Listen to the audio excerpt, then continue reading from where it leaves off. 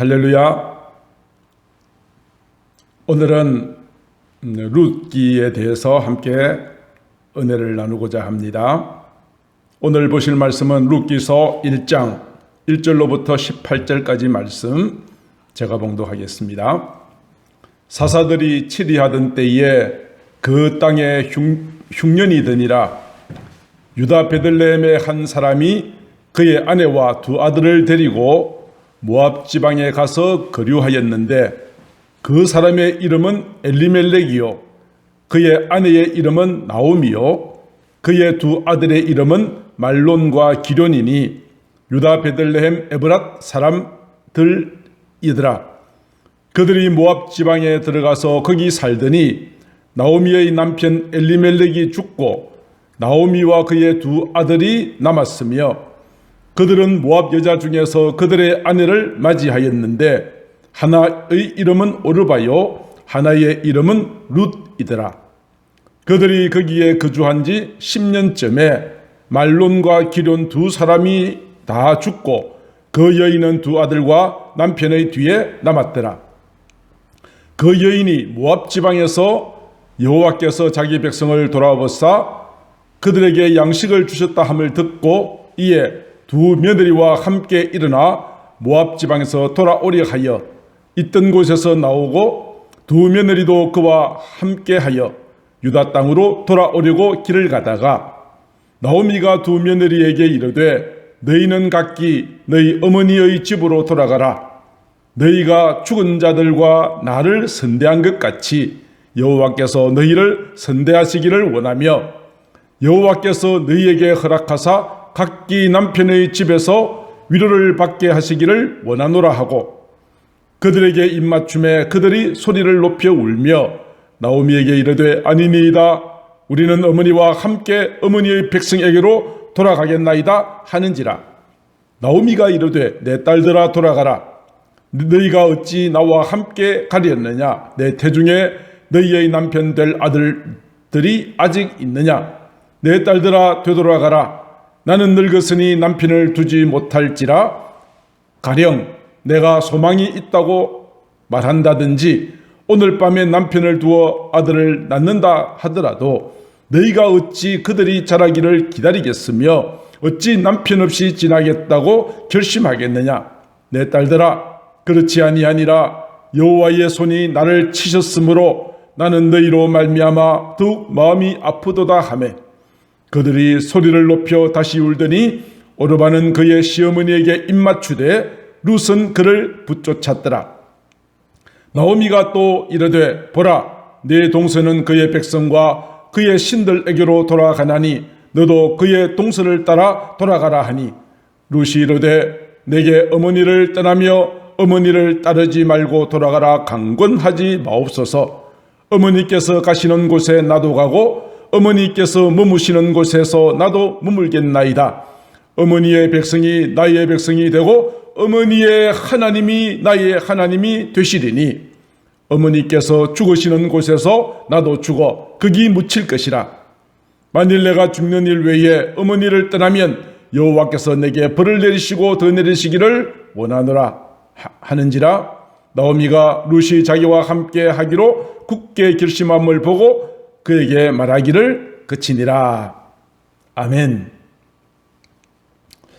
오늘은 사사기 시대에 일어났던 아름다운 러브 스토리를 말씀을 드리려고 합니다. 오늘 말씀을 드리기 전에 여러분들 우리 가곡 가운데 가시밭에 한 송이라는 노래가 있는 것 혹시 아시는지요? 이 노래를 가사를 짓고 작곡하신 분은 김성태라는 분이십니다.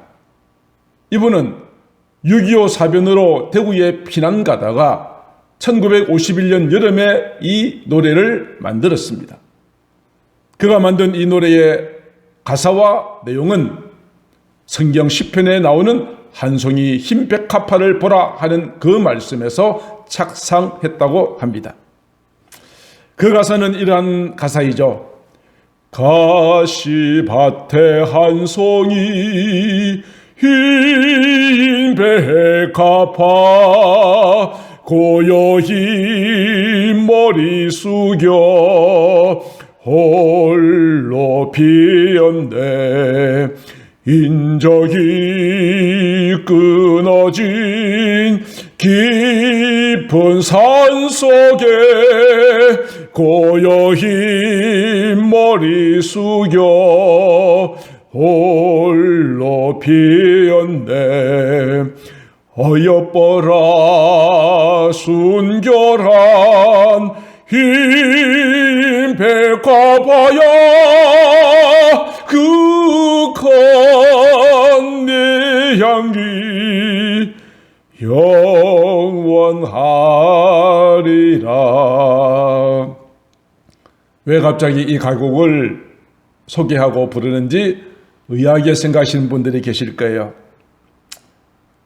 오늘 소개하고자 하는 주인공이 카시밭과 같은 곳에서 아름답게 피어나 향기를 발하는 백합화와 같은 소중한 존재이기 때문에 그렇습니다. 마치 시궁창에서 피은 한 송이 장미꽃처럼 사사시대, 우리 지난주까지 12사사를 살펴보았습니다만 사사시대의 그 타락하고 하나님을 배반했던 이러한 시대에 카시밭과 같은 그 시대에 피어난 한 송이 백합화와 같은 존재가 있으니 오늘 그 여인의 이름을 소개하고 그분의 모든 상처를 그리고 그분의 신앙을 앞으로 오늘 포함해서 3번에 걸쳐서 말씀을 드리려고 해요. 그녀의 이름은 룻입니다. 하나님에 대한 순수한 신앙과 시어머니에 대한 극진한 효도로 아름답게 살아갔던 대표적인 여인이라고 할 수 있죠. 그런데 이 룻은 유대 사람이 아니고요, 이방 나라 모압에 있는 사람입니다. 그런데 놀랍게도 예수님의 거룩한 족보에 이름이 올라가 있어요. 룻은 남편과 결혼했다가 남편이 죽고 과부가 되었다가 재혼한 여자입니다. 이방 사람 재혼했던 이 여인임에도 불구하고 예수님의 거룩한 족보에 이름이 올라가 있습니다. 마태복음 1장 1절로 5절에 보면 아브라함과 다윗의 자손 예수 그리스도의 계보라.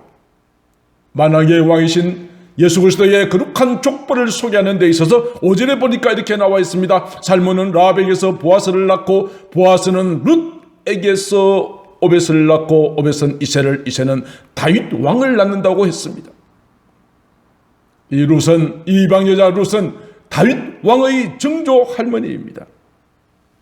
어찌하여 이 여인이 이렇게 축복을 받을 수 있게 되었는가? 저와 여러분들도 사람들이 볼 때는 별 보잘 것이 없고 가치가 없어 보일지라도 하나님 앞에, 말씀 앞에 룻과 같은 아름다운 신앙을 보이면 여러분들을 모든 민족 위에 뛰어난 이름으로 하나님의 나라에 마치 반짝이는 별과 같은 존재로 세워주실 줄로 믿습니다. 오늘은 룻에 대한 이야기를 하고자 합니다. 룻에 대한 이야기를 하기 전에 먼저 소개해야 될 한 가정이 있습니다. 오늘 본문 1절에 이렇게 말합니다. 분명히 사사들이 치리하던 때라고 하였습니다.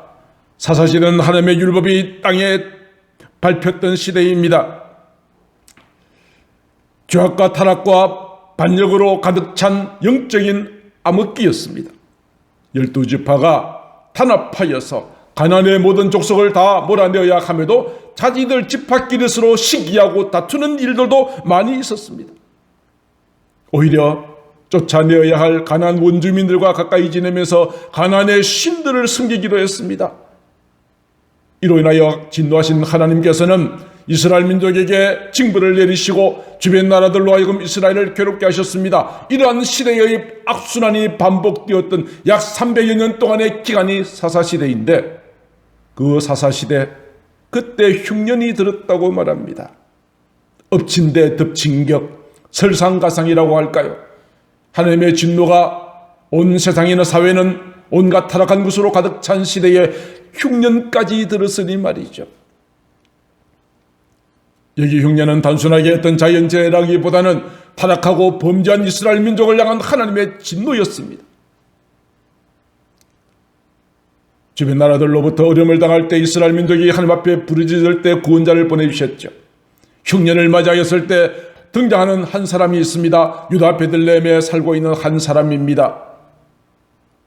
그가 아내와 두 아들을 데리고 흉년이 졌던 그 베들레헴을 떠나서 다른 나라로 이주하는 결정을 하게 됩니다. 그 사람의 이름이 이렇게 소개되어 있습니다. 그 사람의 이름은 엘리멜렉이요, 그의 아내의 이름은 나오미요. 그에게 두 아들이 있었는데 두 아들의 이름은 말론과 기련이었더라. 흉년을 피하기 위해서 엘리멜렉은 자기 집안을 간수해야 되는 가장으로서의 책임을 다하기 위하여서 유다 베들레헴 에블랏 사람이었던 이 엘리멜렉의 가정들이 모압 지방으로 이주하기를 결정합니다. 그곳에 가면은 흉년을 모면할 수 있을 것이라고 생각하였겠죠. 그러나 오늘 이러한 결정 가운데 어느 곳을 찾아보아도 하나님의 뜻을 구했다는 표현은 전혀 나와 있지 않습니다. 사사시대의 특징들처럼 엘리멜렉은 생각합니다. 자기 소견에 옳은 대로 하나님의 뜻을 구하지 아니하고 모압 땅에 가면은 양식이 풍성하다는 그 생각만 가지고 행복을 찾아서 떠나갔던 이 엘리멜렉의 잘못된 결정. 여기에서부터 엘리멜렉의 가정에는 먹구름이 몰려오기 시작하죠. 엘리멜렉은 분명 모압으로 가면 행복할 줄로 알고 떠나갔습니다. 지난 1960년, 70년대 제가 그때 어렸을 바로 그 시절에는 많은 사람들이 미국만 가면 잘 살 수 있을 것이라고 하는 아메리칸 드림을 품고 많은 사람들이 미국으로 이주해 갔습니다.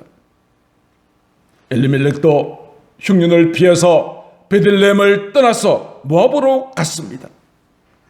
모압으로 건너가 처음에는 모압 땅에 있는 양식이 풍족한 것으로 만족하였을 것입니다. 그곳에 있는 사람들과 함께 어울려 지내는 것이 힘들었겠지만 그래도 먹을 것이 있어서 좋았다고 생각을 했을 것입니다. 그리고 그의 두 아들이 잘 성장하는 것을 보고 잘 왔다라고 판단했을지 모르겠습니다. 비록 이방 땅이었지만 이제 저들의 삶의 행복이 깃들 것으로 기대했습니다만 그것은 오래가지 못했습니다. 그 가정에 폭풍이 몰려왔습니다. 갑자기 엘리멜렉이 죽어버린 것입니다. 오늘 보면 3절은 말합니다. 나오미의 남편 엘리멜렉이 죽었습니다. 남편이 죽었습니다. 이제 홀로 남은 아내 나오미와 그의 두 아들은 앞으로 어떻게 살아가야 할 것인지가 막막했습니다. 나오미의 죽음 앞에 남아있는 가족들은 큰 슬픔에 잠겼습니다. 앞으로 어떻게 살아야 할지 눈앞이 막막했습니다. 나오미는 생각합니다. 남편이 죽었으니 이제 어떻게 할까? 고향으로 돌아가야 할까? 아니면 모압 땅에 살아야 될까? 나오미는 깊이 생각하다가 어차피 여기 왔으니 남편이 없더라도 아들만 쳐다보고 이곳에서 살아야 되겠다라고 마음에 다짐을 합니다. 그래서 남편이 죽고 난 다음에 이제 나오미의 결정을 따라서 두 아들 말론과 기련은 모압 여자 중에서 아내를 맞이하게 합니다. 두 명의 며느리가 생겼습니다. 하나의 이름은 오르바요, 하나의 이름은 룻이었습니다. 새 식구가 들어오게 되면서부터 모처럼 가정에 웃음꽃이 피기 시작했습니다. 남편을, 아버지를 잃어버린 슬픔도 이제 잊혀져 간다고 생각했습니다. 그런데 또다시 모압으로 건너온 지 10년쯤 지났을 때 또다시 이 가정에 폭풍이 몰려왔습니다. 오늘 보면 4절 5절에 보면 이렇게 말합니다. 거기 거주한 지 10년 전쯤에 말론과 기련 두 사람이 다 죽었다고 기록합니다. 말론과 기련이 죽었습니다. 이제 남아있는 사람은 말론과 기련조차도 자녀가 없이 죽었기 때문에 그의 집안에는 남편이 없는 3명의 여자, 3명의 과부만이 남게 되었습니다. 행복을 찾아서 이곳까지 왔건만 남편도 아들도 다 잃어버리고 정말 눈앞이 캄캄한 상황입니다. 절망적인 상황을 맞이하였습니다. 이런 절망적인 상황을 맞이하고서야 나오미는 뒤늦게 깨닫습니다. 그래, 이 모든 불행은 나 때문에 온 것이야. 남편과 함께 이곳으로 오자고 의논하였을 때 하나님께 뜻을 묻지도 않았고 내 소견에 오른 대로 하나님의 축복의 땅 베들레헴을 떠나서 이곳에 온 것부터가 잘못이었어. 남편이 죽고 난 다음에 다시 고향으로 돌아가야 했음에도 불구하고 이곳에 남아 있으려고 모압에 있는 두 여자를 며느리로 맞이하고 정착하려고 했던 것도 잘못이었어. 나오미는 뒤늦게 깨닫게 됩니다. 사랑하는 성도 여러분, 이제 우리도 믿음 생활을 하다가 어려움을 당할 때야 비로소 자신의 잘못을 깨닫게 되는 경우가 있죠. 그래요. 나오미도 남편과 두 아들을 다 잃어버리고 나서야 비로소 깨닫는 것입니다. 오늘 말씀을 들으시는 여러분들, 내가 가졌던 모든 것들, 소중하게 여겼던 모든 것들이 다 나를 떠나고 나는 버려진 사람처럼, 잊혀진 사람처럼 남아있을 때 여러분 자신을 한번 돌아볼 수 있는 기회가 되시기를 바랍니다. 깨닫고 주 앞에 돌아온다면 지금의 상실이, 지금의 아픔이, 지금의 절망적인 상황이 나에게 저주가 아니라 오히려 축복이 될 줄로 믿습니다. 행복을 찾아 떠나왔던 모압의 여정은 모든 것을 다 잃어버린 슬픔만 남았습니다. 이제 나오미는 두 아들까지 잃고 나서야 비로소 고향으로 돌아가야 하겠다는 생각을 하게 됩니다. 오늘 6절은 이렇게 말합니다. 나오미에게 어떤 소식이 들려왔습니다. 여호와께서 자기 백성을 돌보시사 그들에게 양식을 주셨다. 내가 떠나왔던 고향 그 베들레헴에 하나님께서 풍년을 주셨다는 생각을 듣습니다.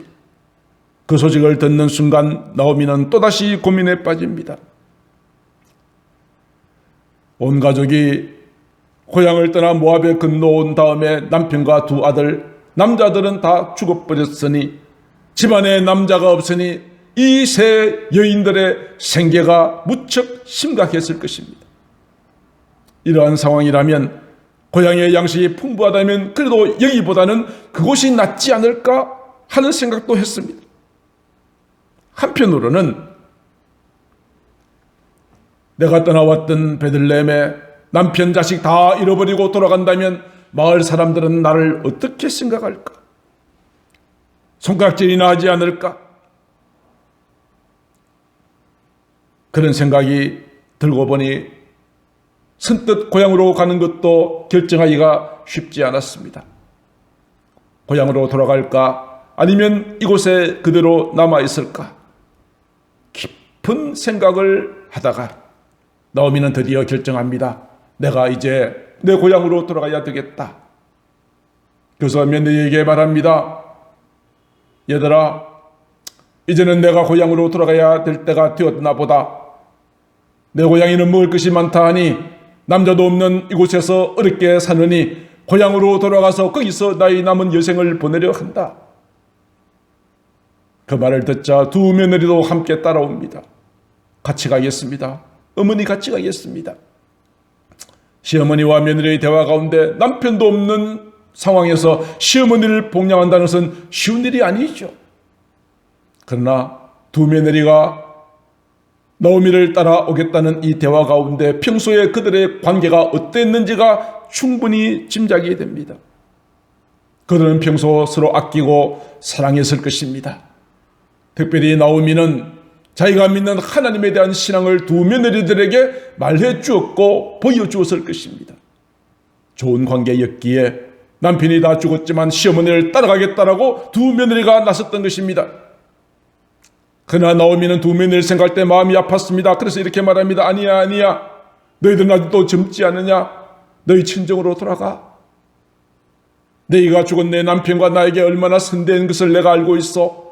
하나님께서 너희들의 선대한 것에 대하여 축복해 주시기를 원해. 그리고 친정으로 돌아가서 좋은 남편이 있으면 만나서 위로를 받기를 바래.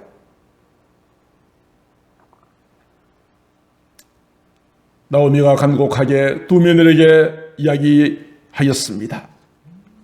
그랬더니 이제 그 작은 며느리가 어머니의 이야기를 듣고 이렇게 말합니다. 어머니 알겠어요? 어머니 알겠어요. 그러시다면, 어머니 뜻이 그러시다면 저는 이제 돌아가겠습니다. 그동안 정말 고마웠어요. 어머니 건강하세요. 오래 사세요. 작별에 입맞춤을 하고 오르반은 집으로 돌아갔습니다.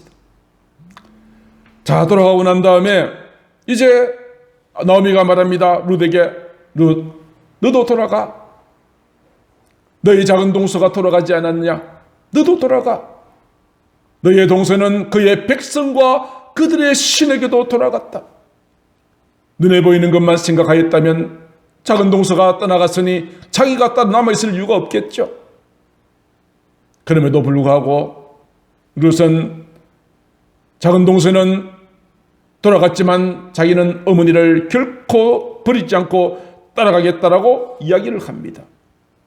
15절에 나와 있는 것처럼 작은 동서는 자기 백성에게만 몸만 돌아간 것이 아니라 그의 신들에게로 돌아갔다고 했습니다. 다시 돌아가면 나오미는 모압의 모든 우상들을 섬기게 될 가능성을 이 둘째 작은 며느리가 돌아가면 그렇게 될 것을 알았지만 그들을 위해서 이 며느리가 자기 친정으로 돌아가는 것을 허락하고, 그러나 룻은 그렇지 않았습니다. 아닙니다, 어머니. 저는 결코 어머니를 버리지 않고 따라가겠습니다라고 이야기를 합니다. 16절에 내게 어머니를 떠나며 어머니를 따르지 말고 돌아가라고 강권하지 말아주세요. 어머니께서 가시는 곳에 나도 갈 거예요. 어머니께서 머무시는 곳에 나도 머물 거예요. 어머니의 백성이 나의 백성이 될 거예요. 어머니의 하나님이 나의 하나님이 되실 거예요. 단순하게 몸만 따라가며 육신의 어머니만 복양하겠다는 의미가 아닌 것입니다. 어머니로부터 알게 되었고 믿게 되었던 그 하나님을 믿기에 나는 다시 친정으로 돌아가 모압의 우상들을 섬기는 자리가 아니라 어머니와 함께 하나님을 믿는 그 신앙을 지키겠다는 위대한 신앙 고백이 룻의 고백인 것입니다. 어머니의 하나님이 나의 하나님이 되실 것입니다. 17절에 어머니가 죽으시는 곳에서 나도 거기 죽어서 묻힐 것이에요. 내가 죽는 일 외에 어머니를 떠난다면 여호와께서 내게 벌을 내리시고 더 내리시기를 원합니다.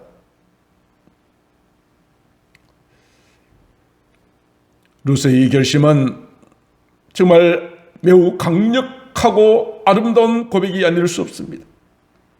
룻은 하나님을 믿는 신앙과 시어머니를 섬기기 위하여 자기 나라를 떠났습니다. 자기 동족을 떠났습니다. 자기 신들을 버렸습니다. 어떤 희생이 따르더라도 하나님을 믿는 신앙을 가지겠다는 순교적인 자세를 가졌던 것이죠. 이와 같이 때때로 믿음이라고 하는 것은 우리에게 많은 희생을, 대가를 요구할 때가 있어요. 오직 주만 따르기 위해서 다른 것들을 포기해야 되는 상황도 맞이할 수 있다는 것입니다. 룻이 자기가 살던 모압 땅을 떠나서 시어머니와 함께 간다면 그 앞에 놓여진 난제가 많아요. 새로운 문화, 새로운 환경, 새로운 모든 종교의 생활에 대한 것을 적응해야 해요. 아는 사람이라고는 아무도 없어요, 시어머니 외에는. 그리고 홀로 남으신 시어머니를 복양해야 해요. 쉽지 않은 결정이에요. 그렇지만 나오미는 짧은 기간이지만 어머니와 함께 살면서 알게 된 하나님, 그 하나님에 대한 확고한 신앙을 가지고 순교적인 결정을 하게 되어진 것이죠. 이 말을 듣는 순간 나오미의 마음속에는 스스로 부끄러움이 느껴졌습니다.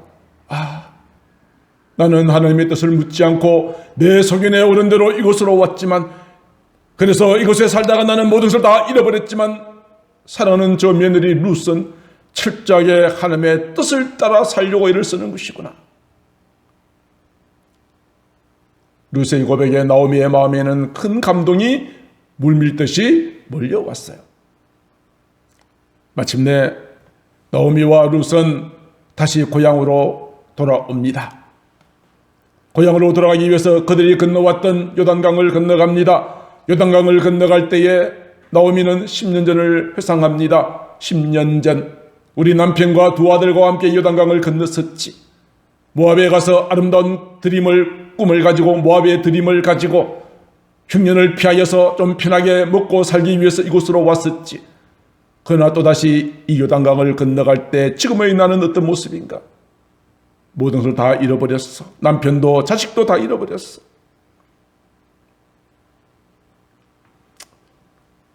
다시 요단강을 건너가면서 비로소 나오미는 자신의 잘못을 깨닫게 되어진 것이죠. 왜 진작 이것을 몰랐을까? 시인 고은이라고 하는 시인이 계세요. 그 시인이 지은 아주 짧은 시가 있어요. 그 시의 제목은 그 꽃이에요. 얼마나 짧은가? 단 4줄이에요. 이렇게 되어 있습니다. 내려갈 때 보았네, 올라갈 때 보지 못한 그 꽃. 이 시 전부예요. 꽃은 올라갈 때나 내려올 때나 그 자리에 있었어요. 올라갈 때는 못 보았어요. 내려올 때야 비로소 발견한 꽃. 올라갈 때 왜 못 보았을까요? 자기 욕심이 있었기 때문에, 내가 무엇인지 할 수 있다는 것이 생각을 가지고 있었기 때문에, 내가 원하는 것을 얻기 위하여서 앞으로 달려가다 보니 그 꽃을 보지 못하였으나 이제 아무것도 없이 산을 내려오면서 비로소 그 꽃을 발견했다는 것이죠. 나오미 가족도 마찬가지였습니다. 모압으로 향할 때는 몰랐습니다. 그러나 다 잃어버리고 다시 돌아오면서 비로소 자신의 모습 깨닫고 요단강을 건너면서 많은 생각에 사로잡히게 됐죠. 요단강을 건넜더니 멀리 고향 땅이 보이기 시작합니다. 나오미와 그의 며느리 룻이 어머니의 고향이었던 베들레헴까지 갔습니다. 갔더니 그녀를 알아본 사람들이 깜짝 놀랍니다. 아니, 네가 나오미가 아니냐? 10년 세월 동안 도대체 무슨 일이 있었어? 나오미는 그동안에 겪었던 고초로 말미암아 나이보다도 훨씬 늙어 보였을 거예요. 그리고 상당히 지쳐있는 모습이었을 거예요. 훨씬 못한 얼굴, 초췌한 모습을 바라보면서 사람들은 깜짝 놀랐던 거예요. 갈 때는 아름다운 꿈을 가지고 떠났는데 너희 남편 어디 갔어? 아니, 너희 두 아들은 어떻게 된 거야? 그리고 나 모르는 저 젊은 세대기는 누구야? 많은 질문들이 쏟아지기 시작했어요. 나오미는 충분히 예상했던 상황이에요. 내가 돌아가면 사람들이 다 이런저런 이야기를 하게 될 것이라고 생각을 했었죠. 나오미는 예상했던 상황들이 다가오게 되자 쓸쓸하게 미소 지으면서 이렇게 이야기해요. 이제는 나를 나오미라고 부르지 말아주세요. 내 이름을 이제부터는 마라라고 불러주세요. 그렇게 이야기했습니다. 왜요? 나오미라고 하는 이름의 뜻이 기쁨, 즐거움이란 뜻이에요. 마라는 뜻이 무엇입니까? 우리가 마라의 쓴물을 알죠? 고통, 괴로움이란 뜻이에요. 나는 행복을 찾아 떠나갔지만 모든 것을 다 잃어버리고 지금의 내 인생은 기쁨, 즐거움이라고 하는 내 이름에 합당치 않아요. 하늘에서 나를 괴롭게 하셨어요. 내가 지은 모든 죄에 대한 징벌을 받아서 지금의 내 삶의 모습은 고통과 괴로움이니까 나를 나오미라고 부르지 말아주세요라고 이야기를 합니다. 내가 풍족하게 나갔더니 여호와께서 내게 비어 돌아오게 하셨어요. 여호와께서 나를 징벌하셨어요. 여호와 전능자가 나를 괴롭게 하셨어요. 이제 나는 나오미가 아니라 마라예요. 그렇게 이야기하였습니다.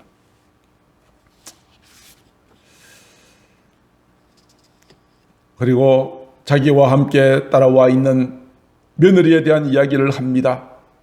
그동안 있었던 일들, 그리고 이 룻이 나의 이 며느리가 비록 모압의 여인이지만 나를 통하여 하나님을 알게 되었고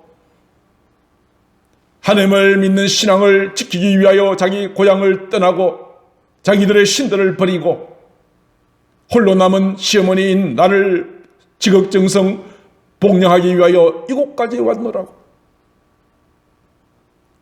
비록 이방 여인이었지만 루스의 아름다운 신앙과 효성에 대하여서 온 마을에 소문이 퍼지기 시작했어요. 그러나 남편과 두 아들을 잃고 이방 며느리 하나 달랑 데리고 빈손으로 돌아온 나오미의 현실의 삶은 절망적이죠. 당장 먹을 끼니를 걱정해야 될 상황이죠. 그러나 하나님께서는 이 모든 절망적인 상황 가운데서 희망의 빛을 비추어 주셨어요. 오늘 보면 마지막 22절이죠. 나오미가 모압 지방에서 그의 며느리 모압 여인 룻과 함께 돌아왔는데 그들이 보리 추수 시작할 때에 베들레헴에 이르렀더라. 그들이 도착했던 시기가 보리 추수할 때였다는 것입니다.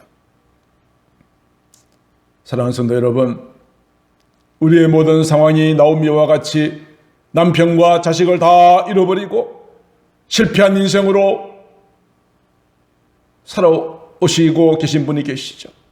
지금의 내 모습이 나오미와 같다라고 여기신 분들도 계실 거예요. 그러나 하나님께서는 절망 가운데 희망의 끈을 놓지 않으시는 하나님이십니다.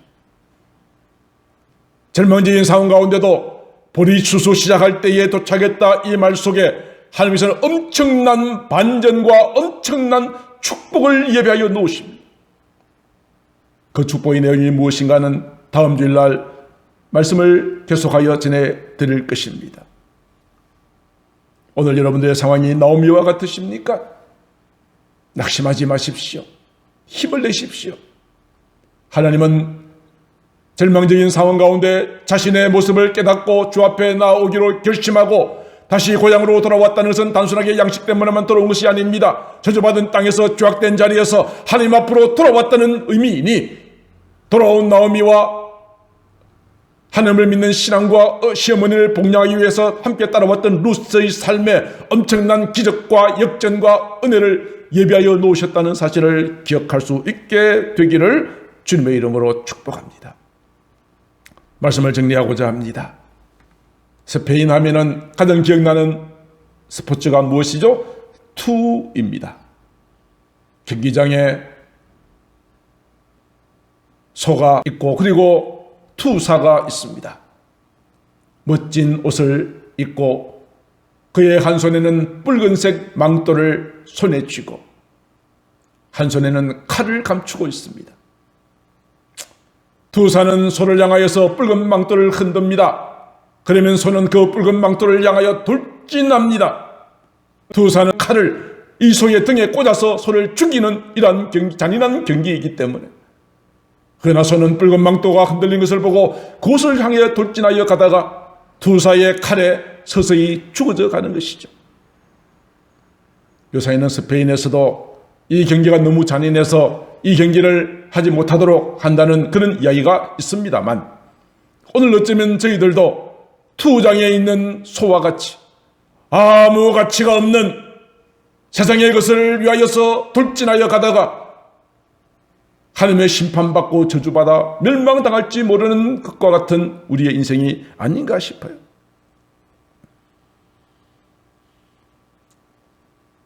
하나님의 뜻을 묻지 않고 세상적인 행복을 찾아 모압으로 이주하였던 가정에 남편과 두 아들이 죽는 슬픔이 있었어요. 자식도 없이 3명의 가부만 남았다가 한 며느리는 떠나가 버리고 빈손이 되어 고향으로 돌아온 나오미와 그리고 룻. 오늘 이러한 슬픔의 모습이 저와 여러분들의 모든 삶의 모습일지도 모르겠다는 생각을 해봅니다. 하나님께서 때때로 나에게 가장 소중히 여기는 것들을 빼앗아 가실 수가 있습니다. 모든 것을 다 빼앗기고 나는 아무것도 없고 나를 도와줄 자가 없다고 생각할 그때에 먼저 자신을 생각해 보아야 합니다. 어떻게 하다가 지금 이런 불행이 왔는지를 돌아보아야 합니다. 계속하여 모압 땅에 머무는 것이 아니라 베들레헴으로 돌아와야 합니다. 죄악된 자리에서 머물러 있는 것이 아니라 하나님 앞으로 돌아와야 합니다. 소돔 땅에 머물러 있으면 멸망당할 수밖에 없었습니다. 그러나 그 성을 빠져나올 때 구원이 이루어졌던 것처럼 죄악된 자리, 타락한 자리, 범죄한 자리에서 우리는 빠져나오셔야 합니다. 하나님 앞으로 나와야 합니다. 그때 하나님께서는 저와 여러분들을 위하여 놀라운 회복을 예비하여 놓으시고 우리를 돌보시는 하나님의 은혜가 있게 될 줄로 믿습니다. 사사시대에 가시밭에 한 송이 같이 아름다운 향기를 발하였던 룻의 삶을 통하여서 오늘 저와 여러분들도 새로운 힘을 얻고 어두울수록 빛은 더욱더 환하게 빛이 나게 되어 있고 세상이 타락할수록 말씀대로 살아가는 것이 힘들고 어렵지만 많은 사람들에게 선한 영향력을 끼칠 수가 있는 것입니다. 오늘 아름다운 사람, 단순한 외모의 이야기가 아니지 않습니까? 하나님에 대한 순수한 신앙, 시어머니에 대한 극진한 효성, 이것을 가지고 자기 조국과 자기들의 신들을 버리고 유다 베들레헴으로 돌아왔던 아름다운 여인 룻의 이야기가 사사시대에 피어난 한 송이의 아름다운 백합화와 같은 존재로 오늘 여러분들에게 소개해드렸습니다. 말씀을 마쳤습니다. 사랑하는 성도 여러분, 이제 저와 여러분들도 이 죄악 많은 세상을 따라서 살아가는 세속화된 지어진 그런 존재가 아니라 하나님의 거룩한 말씀 따라서 악취나는 세상에 아름다운 향기를 바라는 한 송이의 백합화와 같은 그러한 믿음의 사람들 되실 수 있기를 우리 주 예수님의 이름으로 축복을 드립니다. 기도드리겠습니다. 사랑하는 하나님 아버지, 오늘 이 시대는 너무나도 타락한 사사시대와 똑같습니다.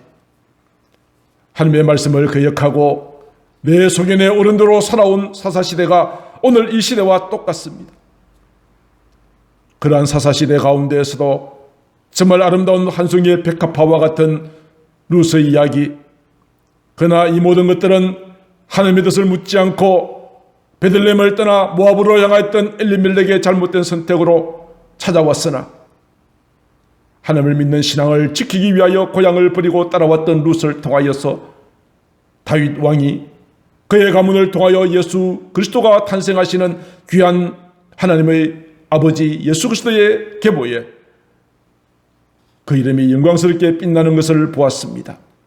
사랑하는 아버지 하나님, 우리 사랑하는 모든 성도님들도 이와 같이 이 어두운 시대에 한 송이의 백합화와 같은 캄캄한 한밤중에 빛나는 별과 같은 존재로 쓰임받을 수 있도록 역사하여 주시고 죄악된 자리에서 속히 주께로 돌아와서 하나님의 귀한 인도하심과 돌보심을 경험하는 우리 성도들 다 되어질 수 있도록 함께하여 주시옵소서.